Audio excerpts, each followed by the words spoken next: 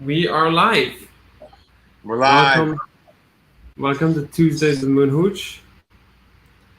We have a little hang drum here.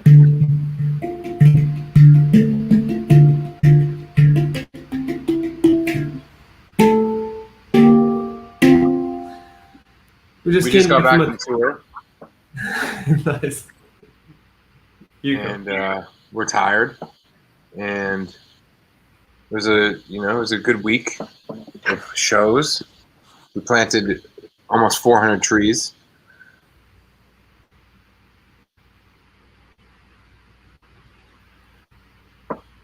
Almost 388. We worked with the Region Network and Show Harmony, not So Harmony. And the Region Network is a cryptocurrency that sort of rewards tokens for trees planted. About, I think, 20 or 30 people came out to a tree planting event, right? Something like that. And we hacked into the dirt, put those little saplings into the dirt, and then a storm came and watered them. What kind of trees did we plant? The thing was mostly white oaks. A few other native plants too. But it was mostly white oaks. Cool. All those little ones with the tap roots, those were white oaks. Nice. So a lot of white oak. And they're not going to be cut down because Gabe is doing that just to reforest. He just wants to have 7 acres of forest being messed with. So that's kind of fun. Yeah. Also, Cone Bros is out today. The first single. First single off of our new EP. And it's pretty exciting. Yeah. We've been working on that EP since what? Since March? Yeah.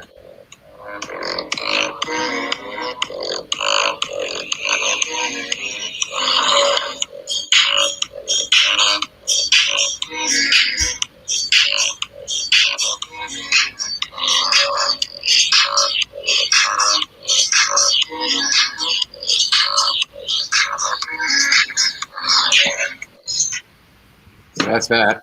That's out. And Mike has a new dog, Mr. Pickles. Yeah, where is he? He's actually, thankfully, super chill right now. He's been a little hyper boy. You Pickles. He's so funny. No.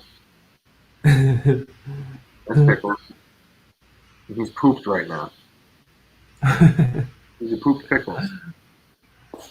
Poop Pickles. The poop. Someone asks, how do you guys get your cones? Believe it or not, we buy them. We don't steal them from construction companies because that's illegal and not good. So we buy them. We're very tame cone merchants. We also sell them. We sell cones too. We're cone dealers practically. We buy and sell cones. So if you're running out of cones, hit us up. We'll ship you a cone. Where the Pickles? Cut it. Sign it. Under the couch.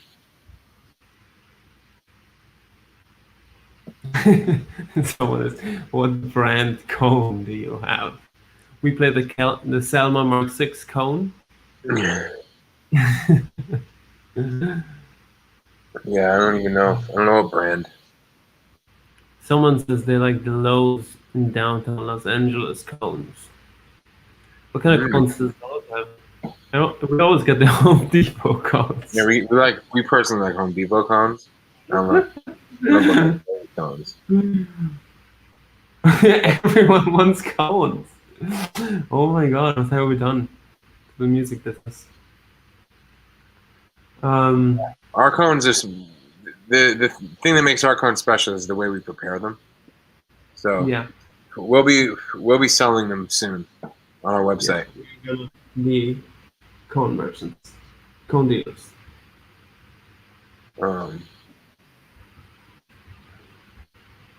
Gucci cone. They actually got a cum closet. That sounds wrong. And a Gucci cone in a display case. I think they meant comb closet.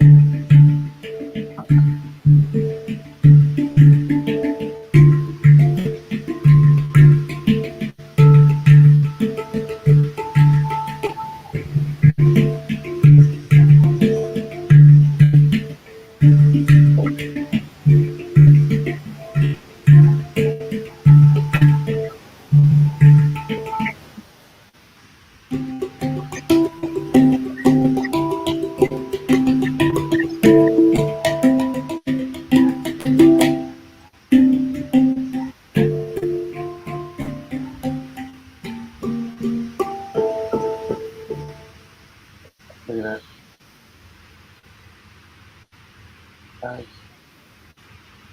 I am playing a hand pan.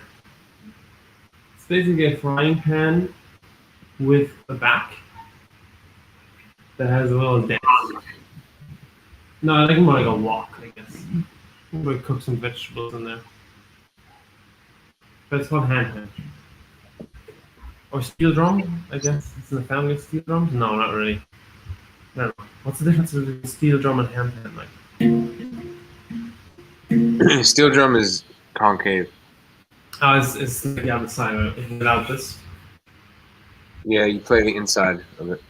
Yeah, with mouth. It's like the Caribbean instrument, right? Mm-hmm. Yeah. Right. Who did you guys transcribe with?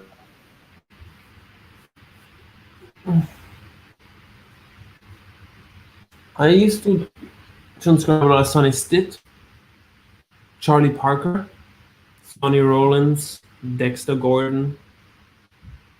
Those were my like main, and of course Coltrane, a lot of Coltrane. Those were my main idols that I would transcribe. But also some Jerry Begonzi and Mark Turner, Chris Cheek. Yeah.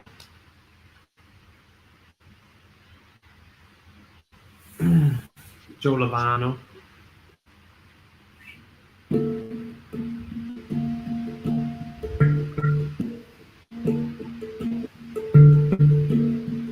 Favorite song to perform?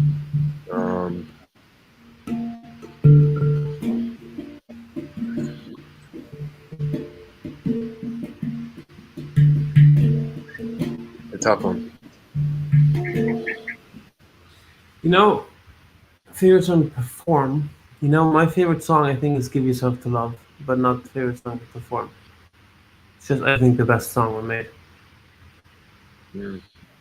It's like really, it's up there. I think it's really one of my favorites. And I think because we released it as a single, not many people know about it. Mm-hmm. Yeah, and we never played live. Yeah. Maybe we should play that song live at some point. You should. It'd be hard though because it has so many different parts. It has a Barry line, and I'm playing tenor on top of it. Mm. Well, you're only playing tenor for a short part. Mm-hmm. Yeah. We really could do Yeah. it. I play tenor, you play Barry. That would work. Yeah.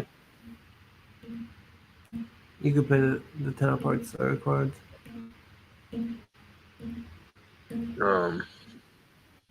Yeah. Any more questions, guys and girls and people? Guys and girls, what shall we talk about? It's a slow moving one today. A topic of conversation, please. Help us out here.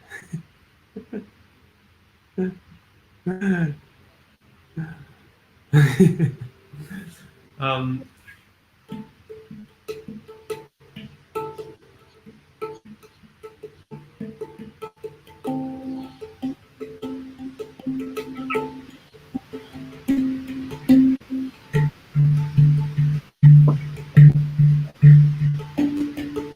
Afghanistan. Well, we think it's pretty hot there. We've heard a lot of desert. There's been a lot of conflict over there over the years. Yeah, I mean, now I think it's like the last couple of days it really escalated.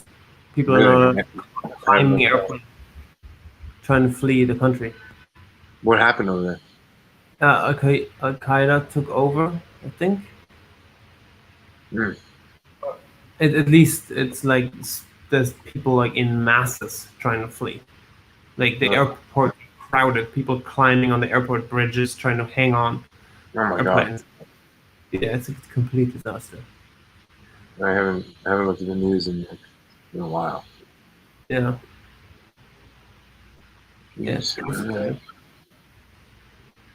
But we're probably not the best people to get an opinion about it, other than it's obviously fucked, you know. I mean, this question is more relevant to us. Would traffic cones fit in an alto?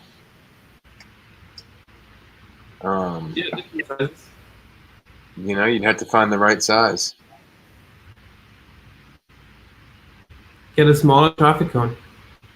Try it out. Oh my god. I want to say one more thing though about the first question, because I think it shows like America went in there like thinking that they could with force, conquer terrorism, but not realizing that when you put more force into an already devastated environment, that will backfire, because the complexity of today's society doesn't allow the kind of domination that during colonial times. I think now like we need to think of much more integrative. Like if there is a problem globally, it needs to be treated integratively, not with the oppressive mindset of Western colonialism. War on terror is not gonna. It's gonna create more terror. Like, terror comes from deep unsatisfaction. So I think it shows obviously that the approach of the United States failed and it's backfiring.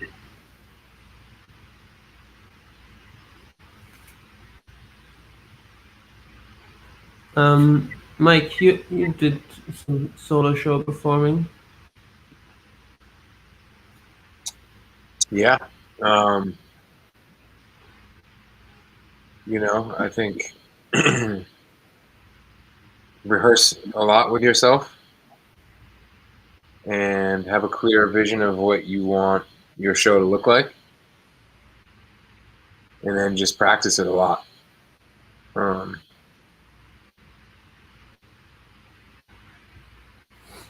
That's pretty much it. I guess the question is, are you trying to do electronic? I'm asking NightWolf now. Do you want to do an electronic show or like acoustic or like looping, or what is your vision of your solo show?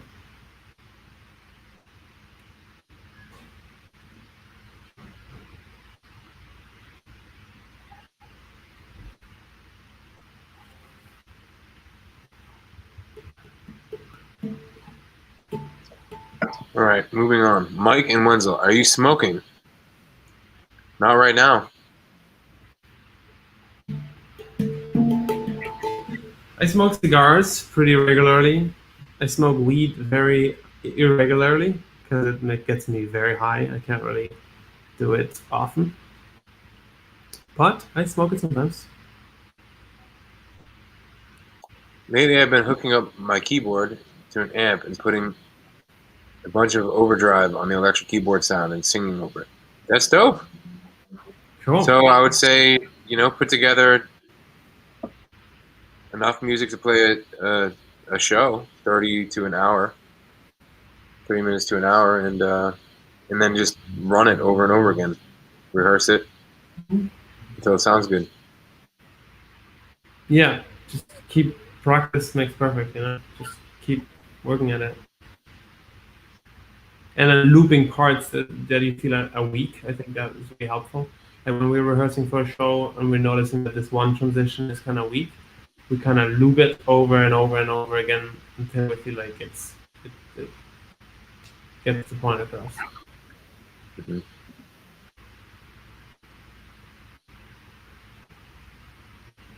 Richmond was great. We had an excellent time playing at the Broadberry.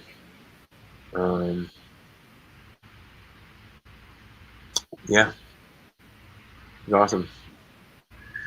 We are both vaxed. Hippo rights, I don't know what that means. Maybe I'm just out of the loop. I haven't really been following the politics. I'm not really into politics, especially vaccine politics. I think it's insane. But yeah, we are vaxxed. But I think if you don't want to, then that should be okay. We're not pressuring vaxxers. We're not pressuring anybody. Some people are like, you can already come to our shows if you're vaxxed, blah, blah, blah. We are obviously not on that train. I think everyone needs to have the ability to make their own choices and assess their own risk. Otherwise, it becomes pretty fascist, People are pressured against their will to do things. Mm-hmm. But we are vaxxed. We're just putting it out there. We are vaxxed. We're vaxxed, boys.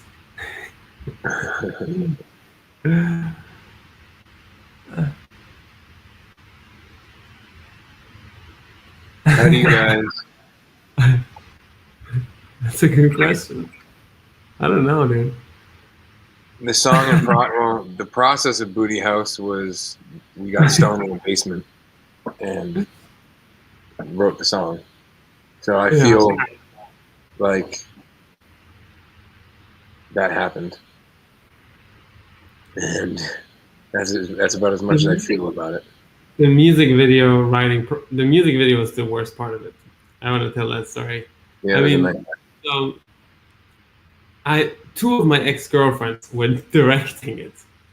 At the time, I was still dating Marion, but Darian was my other ex. They had become best friends, and they were directing the music video together. And they decided to fill a warehouse full of trash to have this, like, I don't know, absurd neo-punk look, whatever, I don't know.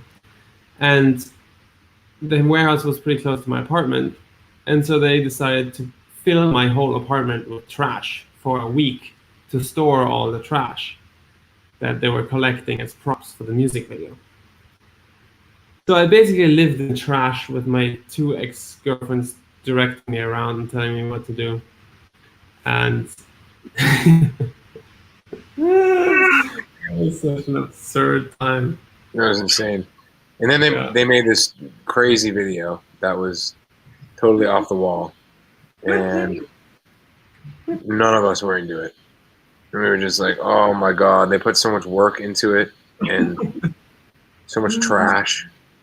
And then we were like, well, maybe let's just like glitch it out and make it totally insane.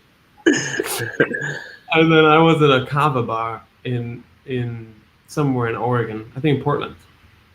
And next to me, I overhear a guy talking about editing videos. And I was like, hey man, like, sorry, I overheard your conversation. Like, do you think you can totally destroy a video, like totally glitch it out, like cut it up, just destroy it? And he's like, yeah, that sounds good. Yeah, I can do that. So I sent him the file, and a couple of days later, he sent us a destroyed edit back, which was the final edit. It was the final edit. But then they didn't like it, so they didn't want to be associated with it. Yeah, then, right, Darian and Marion didn't want to be associated with it because they hated the artistic choices. So at the same time, our label had already paid for it, so... It was featured on NPR. Oh, yeah. Some people really dug it. We were like, okay, this kind of happened. That's... it happened. Booty House happened. It happened to us. To answer your question, Booty House happened to us. And we're glad it's over. Connie's in the house. They're here. Connie! Where the Germans swear words.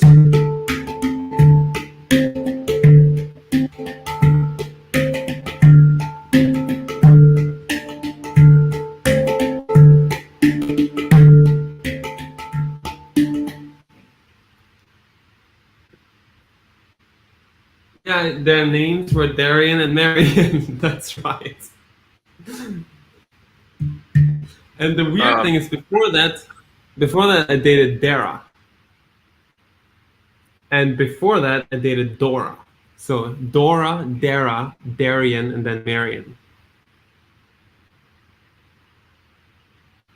Who is the sex addict hobo? Mike, do you want to explain?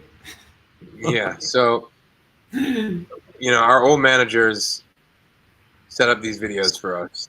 We didn't really have any treatments for any of the songs except for Growing Up. Wenzl wrote a treatment for that. But this French guy wrote this weird treatment for asthma. You wrote Whoa! Well, I haven't finished. So he filmed this video of just mannequins, and it was just mannequins and lights, and I was like, this is kind of boring. There's nothing happening. It's just mannequins and lights, and I was like, it would be way better if, like, I don't remember exactly. The original treatment I wrote was way more extreme, way more extreme. It was like. We had an AK-47 and like an American flag, and it was supposed to represent like the completely toxic, failed patriarchy that we live in. Represented in like gruesome form.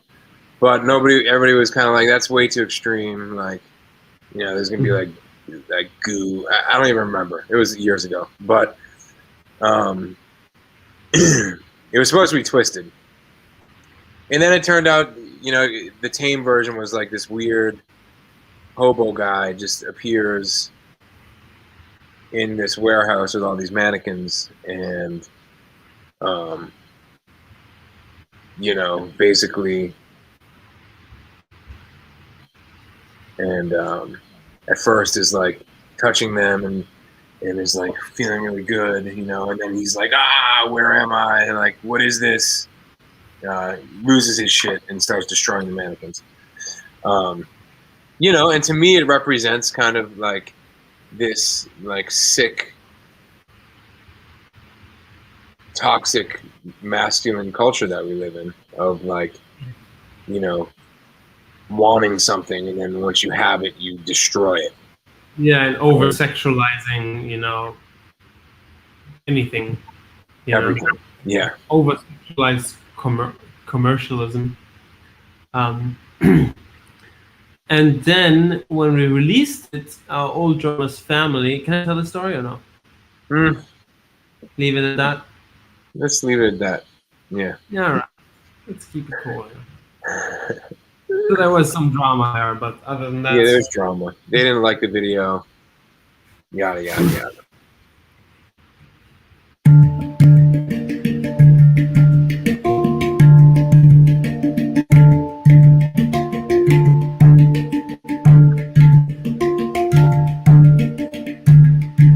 Thank you, Willem.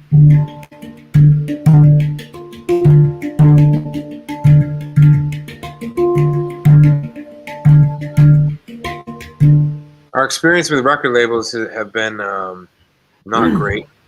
We released our first few records with a record label, and in this day and age, it's just like you're really better off owning your masters and just owning your music and self-releasing, because otherwise you're really not going to see any money from your music. And we got into some deals like that on our first few records. So our experience has not been great with record labels. However, they did, give us an advance and help us put the music out and put out music videos. But if I were to go back and decide again, I'd want to self-release everything that we had done. Mm. I think the only helpful thing is the advance, if you get one. But also, the spending of the advance always has been very ambiguous. It was never discussed with us. Okay, this much money is going there. This much money is there. It always felt like kind of over our head and like where is all this money going? Kind of like a little weird. Untransparent. What's the word? Yeah. Opaque? Yeah. Intransparent? What's the word? Untransparent? Is untransparent a word? No. Non-transparent.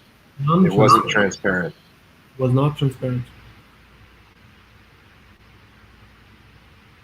But when you're self-releasing, you're like, okay, should I really spend money on that or not? It's like, well, it's like, okay, now you're $30,000 in debt suddenly to this record label. Basically, that's what advance is. It's like they give you money and then take that money from you as you sell your records. Yeah.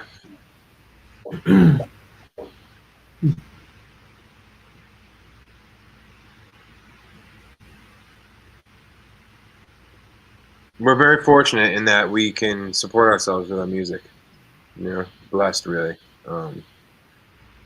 Through touring. This past year and a half has obviously been really difficult because everything has been shut down. So we were on unemployment. But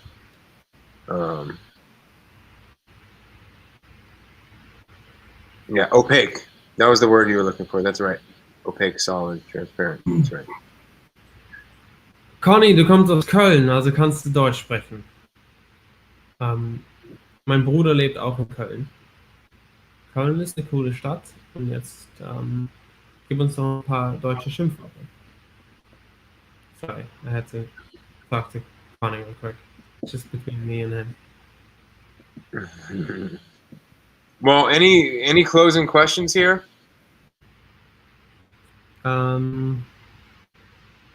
That's a really good one. Yes. Absolutely. If you skip leg day, you get skinny legs. And they don't get stronger.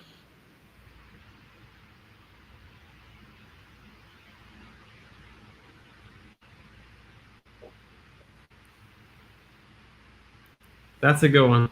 Hackfresse. Ground meat mouth. Yeah. That's really good. Hackfresse. Halt deine Hackfresse. My favorite song to listen to right now is Pride is the Devil by J. Cole. I love that song.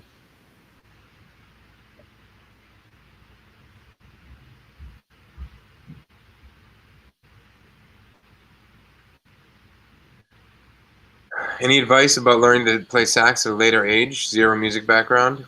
I would say take some lessons with somebody that knows how to play sax well. And practice daily. And then just practice every day. Yeah. And even if you practice 10 minutes a day, it's better than practicing 1 hour once a week. Just picking up your sax and I'm gonna play a little bit. If you don't have much time. My brother's been telling me celery has a lot of health benefits. I don't personally like the taste of celery as much, but it has a lot of health benefits. I love asparagus, portobello mushrooms,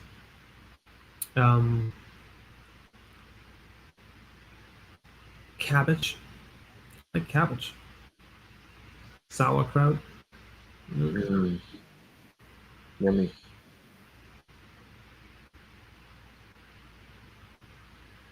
Well, should we end our podcast here? Yeah. This was nice, everybody. Thank you for tuning in to our sleepy live stream. Mm-hmm. And we'll see you next week. We'll see you next week. Look forward to it. And there is much correlation between playing E and converting to sax. A little different, but They're definitely correlated. Peace out, y'all.